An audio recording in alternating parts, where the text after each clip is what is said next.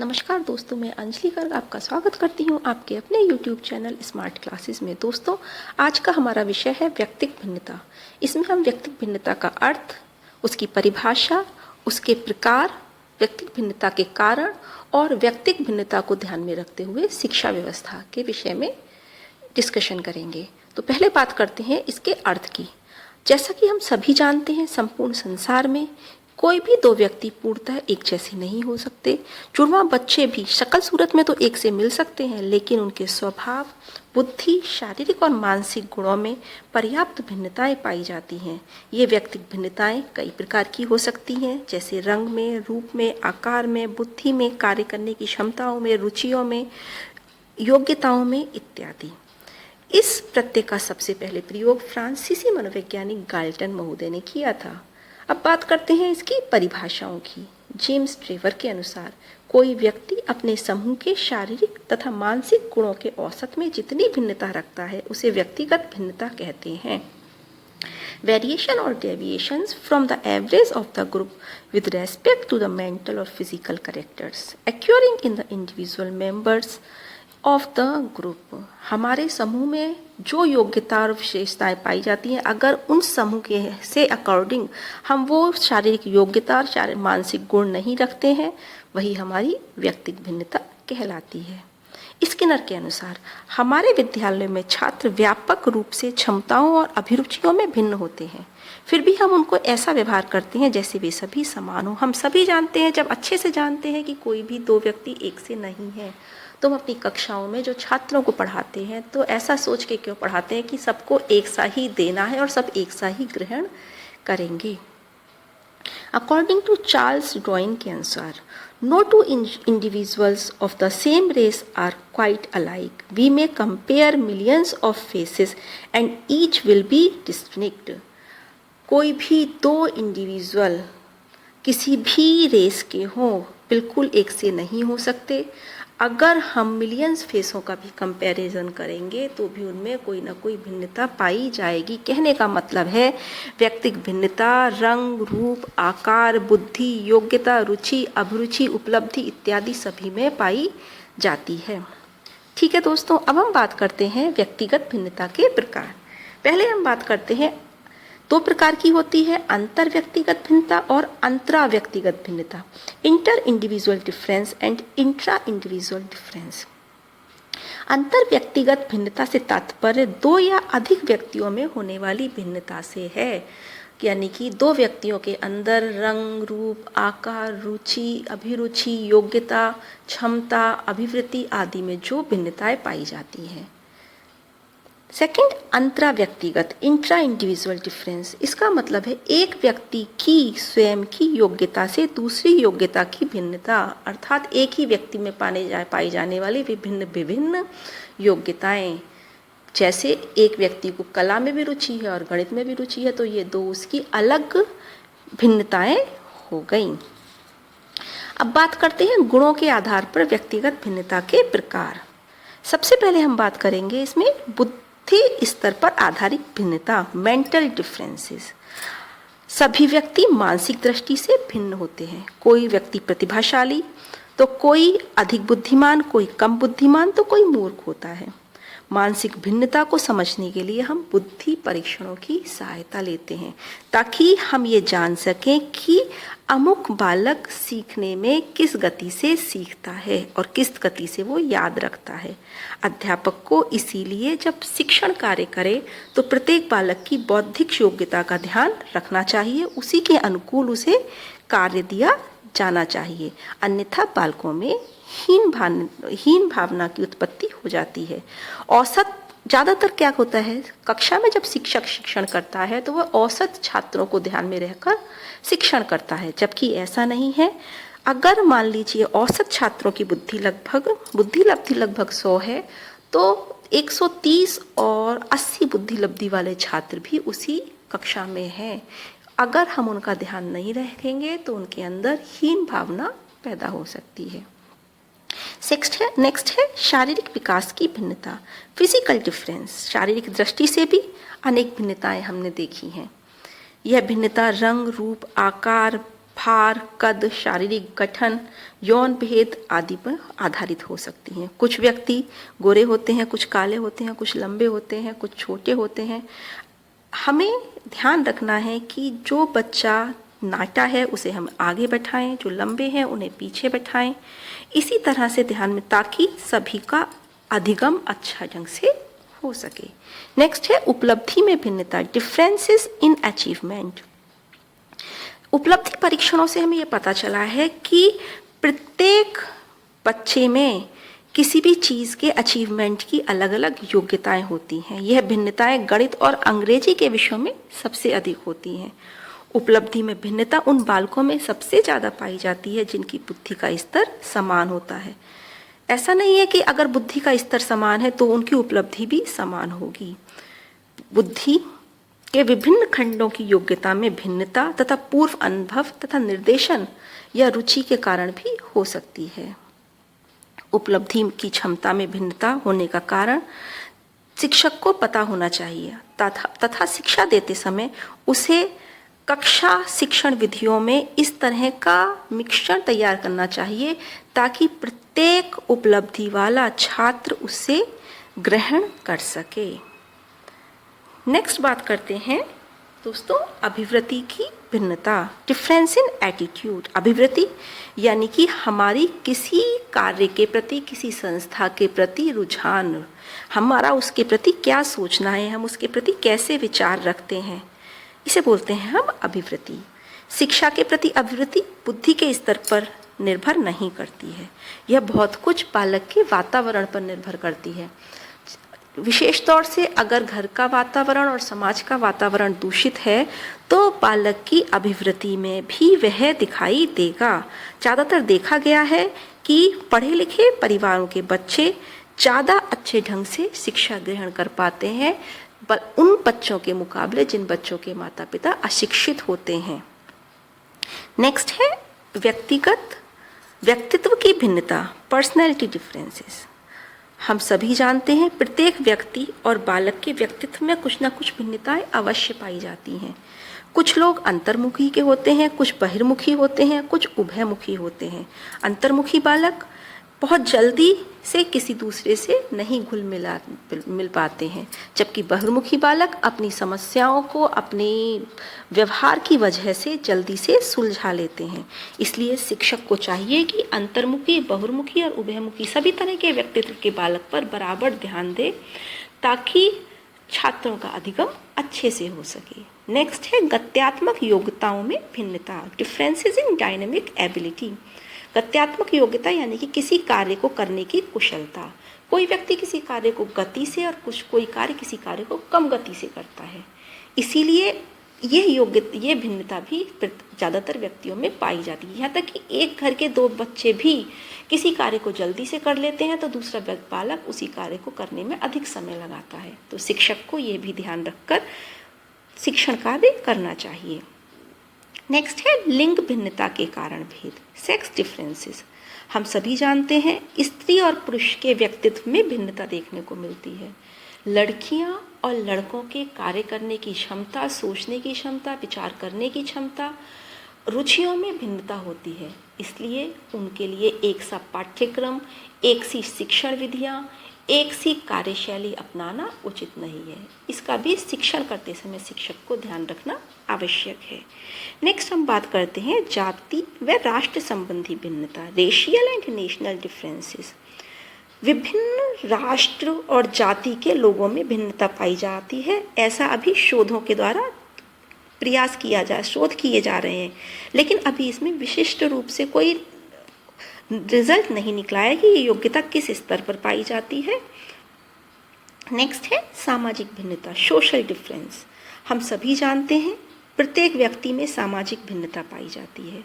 यह भिन्नता बालक में 1 वर्ष की आयु के बाद ही दिखनी शुरू हो जाती है। 1 वर्ष के बाद कुछ बालक जल्दी से 1 वर्ष का बालक दूसरे व्यक्ति के पास चला जाता है, कुछ डरपोक होते हैं, डर के दूसरे के पीछे छुप जाते हैं, नहीं जा पाते हैं, कुछ मिलनसार होते हैं, कुछ अपने आप में रहने वाले प्रवृत्ति के बालक होते हैं।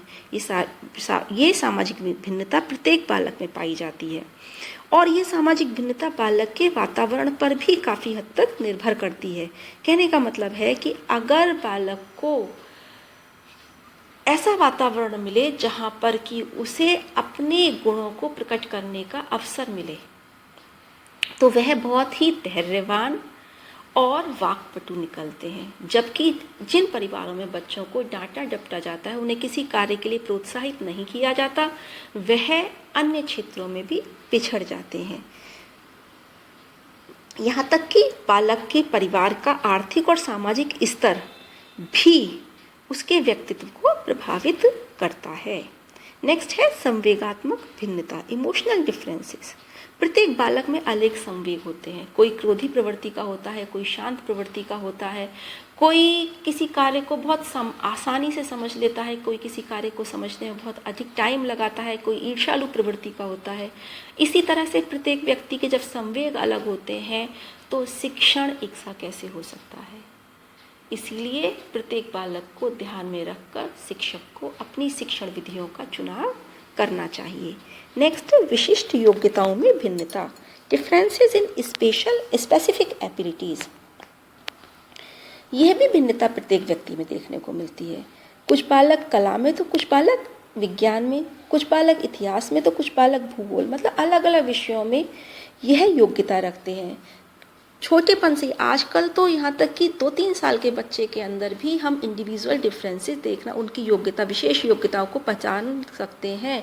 तभी पेरेंट्स अपने छोटे बच्चों को भी सिंगिंग कॉन्टेस्ट में, डांसिंग कॉन्टेस्ट में, यहाँ तक कि पता चल जाता है ये बच्चा इस कार्य में अति उत्तम है, उसी दिशा में उसे शिक्षा प्रदान करनी शुरू कर देते हैं। तो ये थी हमारे कुछ व्यक्तिगत भिन्नता के प्रकार। अब हम दोस्तों बात करते हैं इस व्यक्तिगत भिन्नता के पीछे कौन से कारण हैं जिसकी वजह से एक ही घर में पैदा हुए 2 बच्चों के अंदर इतना ज़्यादा विभेद पाया जाता है। इसका पहला कारण है वंशानुक्रम। वंशानुक्रम व्यक्तिगत भिन्नता का सर्वप्रमुख कारण है। ये कारण गर्भधान से ही शुरू हो जाता है। उसका कारण है कि जब माँ के गर्भ में बच्चा प्रवेश करता है तो उसमें माँ के और पिता के वंश के गुण प्राप्त होते हैं। यह गुण उसको कुछ अपने माता पिता से ही नहीं, उनके पूर्वजों से भी प्राप्त होते हैं, जिसके कारण उसमें व्यक्तिगत भिन्नता दिखाई देती है। वंशानुक्रम में बालक को अपने पूर्वजों से गुण और अवगुण दोनों प्राप्त होते हैं। इसलिए अच्छे माता पिता की संतानें ज़्यादातर अच्छी कही जाती हैं और जबकि चोर डकैत या असामाजिक व्यक्तियों की संतानें ज़्यादातर असामाजिक गुणों के साथ ही उत्पन्न होती हैं। हालांकि बहुत से मनोवैज्ञानिकों ने इसको स्वीकार नहीं किया है। नेक्स्ट है वातावरण। वंशानुक्रम के बाद जो सबसे महत्वपूर्ण तत्व है वो वातावरण है। बालक जैसे वातावरण में पलता है उसका व्यक्तित्व वैसा ही बनता है। 2 जुड़वा बच्चों को अगर अलग अलग वातावरण में भेज दिया जाए तो उनके अंदर वैसे ही गुणों का विकास होगा। अगर एक को आपराधिक वातावरण मिले और एक को अच्छा वातावरण मिले तो वो जुड़वा बच्चे जो अपराधी वातावरण में है उसके अंदर अपराधी गुणों का विकास होगा, जबकि अच्छे वातावरण में रहने वाले बच्चे के अंदर सद्गुणों का विकास होगा। नेक्स्ट है जाति, प्रजाति तथा देश, कास्ट, रेस एंड कंट्री। यह भी हमारे व्यक्तित्व की भिन्नताओं पर पर्याप्त असर डालते हैं। जिस जाति के लोग होंगे उसमें वैसे ही गुण पाए जाएंगे। हिंदुओं में मुस्लिम, सिख, ईसाई, इन सभी के आचार विचार, रहन सहन, बोलने चालने के तरीके, खान पीन सभी में अंतर पाया जाता है। यहाँ तक कि हिंदू में भी अगर बालक वैश्य जाति से है तो उसके अंदर व्यापार से संबंधित गुणों का विकास ज़्यादा होगा। अगर वो क्षत्रिय जाति से है तो उसके अंदर युद्ध कौशल के गुण अधिक होंगे। नेक्स्ट है आयु तथा बुद्धि, एज एंड इंटेलिजेंस। बालक की आयु में वृद्धि होने के साथ साथ उसके शारीरिक, मानसिक और संवेगात्मक विकास में भी अंतर आता है। जैसे जैसे बालक बड़ा होता जाता है उसमें व्यक्तिगत भिन्नता आती जाती है। यह व्यक्तिगत भिन्नता बालक की आयु के साथ साथ हमें दिखाई देने लगती। एक छोटे बालक में अलग गुण होंगे, वहीं एक 10 वर्ष के बालक और अगर हम 20 वर्ष के बालक की तुलना करें तो उनमें व्यक्तिगत भिन्नता दिखाई देगी।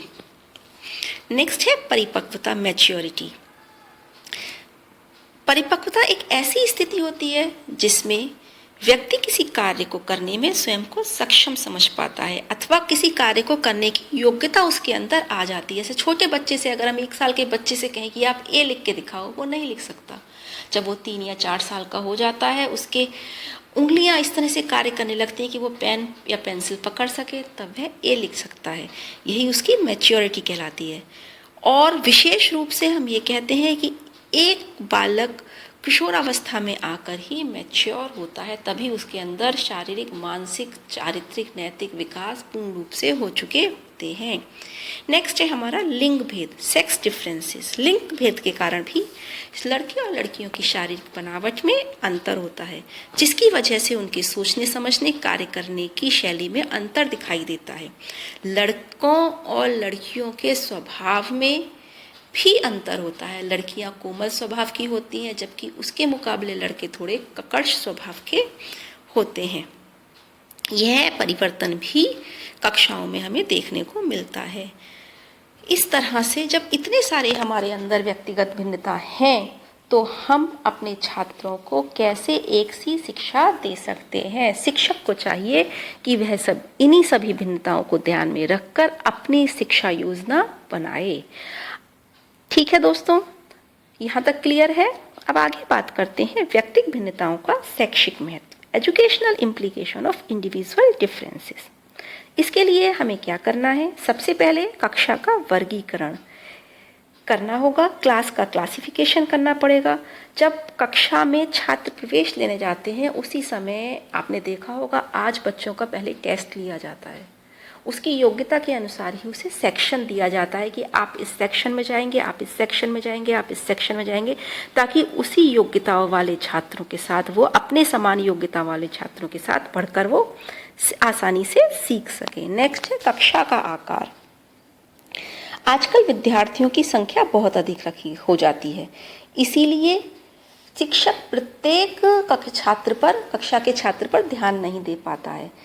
इसलिए आवश्यक है कि एक कक्षा में छात्रों की संख्या 20 से अधिक नहीं रखें, ताकि अध्यापक प्रत्येक छात्र पर अपना विशेष ध्यान दे सके। नेक्स्ट है व्यक्तिगत शिक्षण, इंडिविजुअल इंस्ट्रक्शंस। आजकल सभी विद्यालयों में सामूहिक शिक्षण की व्यवस्था है, जो कि देखा जाए तो बहुत दोषपूर्ण है। अगर एक कक्षा में 40 छात्र हैं तो उनको एक साथ शिक्षण कैसे प्रदान किया जा सकता है, जबकि उनकी योग्यताएं अलग अलग हैं। इसीलिए व्यक्तिगत रूप से अगर प्रत्येक छात्र पर ध्यान दिया जाए तो इस समस्या से छुटकारा पाया जा सकता है। क्रो एंड क्रो ने इसके विषय में लिखा है, विद्यालय का यह कर्तव्य है कि वे प्रत्येक बालक के लिए उपयुक्त शिक्षा की व्यवस्था करे, भले ही वह अन्य सब बालकों से कितना ही भिन्न क्यों ना हो। प्रत्येक बालक को शिक्षित करना विद्यालय का कार्य है और उसके लिए वो सारी व्यवस्थाएं करना भी विद्यालय का कर्तव्य है। नेक्स्ट, शारीरिक दोषों की ओर ध्यान देना। मानसिक दोष और शारीरिक दोष। मानसिक दोष हम टेस्टों के द्वारा पता लगा लेते हैं, लेकिन शारीरिक दोषों को हम देखकर भी पता लगा लेते हैं। अगर कोई बच्चा देखने में उसकी दृष्टि कमज़ोर है, सुनाई देने में सुनने में उसे परेशानी होती है, तो ऐसे बच्चों को आगे की तरफ बैठाना चाहिए। निर्बल और कुपोषित बालकों के लिए शिक्षण की व्यवस्था जो की जाए उसमें उसके घंटे कम होने चाहिए तथा प्रत्येक बालक की डॉक्टरी जांच करानी चाहिए समय समय पर, ताकि यह पता हो सके कि कौन सा छात्र किस छात्र को किस समय किस चीज़ की आवश्यकता है। नेक्स्ट है लिंग भेद के अनुसार शिक्षा, सेक्स बेस्ड एजुकेशन। हम सभी जानते हैं लड़के और लड़कियों की रुचियां अलग अलग होती हैं। जब उनकी रुचियां उनकी योग्यता अलग अलग होती हैं तो उनको उनकी रुचि और योग्यता के अनुसार ही पढ़ाया जाना चाहिए, ना कि एक ही विषय को पढ़ाने के लिए दोनों को बाध्य किया जाए। नेक्स्ट है करिकुलम, पाठ्यक्रम। पाठ्यक्रम लचीला होना चाहिए, जो प्रत्येक बालक की आवश्यकता के अनुसार हो। उसमें इतने विषय होने चाहिए कि प्रत्येक बालक अपनी रुचि, अपनी आवश्यकता, अपनी क्षमताओं के अनुसार अपने विषय का चुनाव कर सके, और अपने विषय और अपनी क्षमताओं के अनुसार अगर वह पढ़ेगा तो उसका आउटकम ज़्यादा अच्छा आएगा, अदरवाइज वह कक्षा में पिछड़ जाएगा। नेक्स्ट है गृह कार्य। शिक्षक को गृह कार्य देते समय भी व्यक्तिगत भिन्नता का ध्यान रखना चाहिए। जो सामान्य शिक्षक एक सा गृह कार्य पूरी कक्षा को देता है, जो सही नहीं है।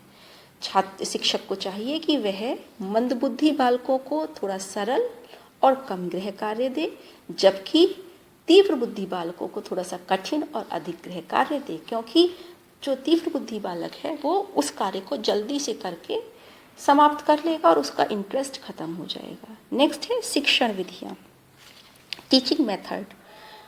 सभी छात्रों को एक ही शिक्षण विधि से पढ़ाना उचित नहीं है। यह प्राचीन काल में होता था, जब सबको एक सा ही पढ़ाया जाता था, सबको व्याख्यान ही दिया जाता था। आज करके सीखना, इस पर बहुत ज़्यादा बल दिया जाता है, ताकि प्रत्येक छात्र अपने रुचि, अपनी आवश्यकता, अपनी योग्यता के अनुसार सीख सकें तथा शिक्षक ऐसी विधियों का प्रयोग करे जो सभी छात्रों के लिए उपयोगी हों। नेक्स्ट है निर्देशन, गाइडेंस। विद्यालय में प्रवेश लेने से पूर्व तथा प्रवेश लेने के बाद, विद्यालय छोड़ने के बाद अनेक समस्याओं का सामना छात्रों को करना पड़ता है। इसीलिए प्रवेश लेने से पूर्व और विद्यालय छोड़ने के बाद भी उसको समय समय पर परामर्श दिया जाना चाहिए, ताकि वह प्रवेश लेते समय सही विषयों का चुनाव कर सके और विद्यालय छोड़ने के पश्चात सही क्षेत्र में अपनी जीविकोपार्जन कर सके। इस तरह से हम ये कह सकते हैं, व्यक्तिगत भिन्नता एक ही बहुत ही महत्वपूर्ण तत्व है, जो अगर हम ध्यान नहीं देंगे तो अपने छात्रों के विकास को अवरुद्ध कर देंगे। हमें ऐसी शिक्षा की व्यवस्था करनी चाहिए जिससे कि बालक के व्यक्तित्व का सर्वांगीण विकास हो सके। इस संबंध में स्किनर ने कहा है, यदि अध्यापक उस शिक्षा में सुधार करना चाहता है जिसे सब बालक अपनी योग्यता का ध्यान किए बिना प्राप्त करते हैं, तो उसके लिए व्यक्तिगत भिन्नता के स्वरूप पर का ज्ञान अति आवश्यक है। कहने का मतलब है कि अगर शिक्षक चाहता है कि उसके द्वारा दी गई शिक्षा से सभी छात्र लाभान्वित हों, तो उसे व्यक्तिगत भिन्नता को ध्यान में रखकर शिक्षा प्रदान करनी चाहिए। तो ये था दोस्तों आज का हमारा व्यक्तिगत भिन्नता के ऊपर लेक्चर। आपको ये लेक्चर कैसा लगा, यह बताने के लिए कमेंट बॉक्स में अपने विचार लिखें। साथ ही साथ हमारे वीडियो को लाइक करें, शेयर करें, और अगर अभी तक सब्सक्राइब नहीं किया है तो बेल आइकन दबाकर सब्सक्राइब करें। वीडियो को अंत तक देखने के लिए आपका धन्यवाद। नमस्कार।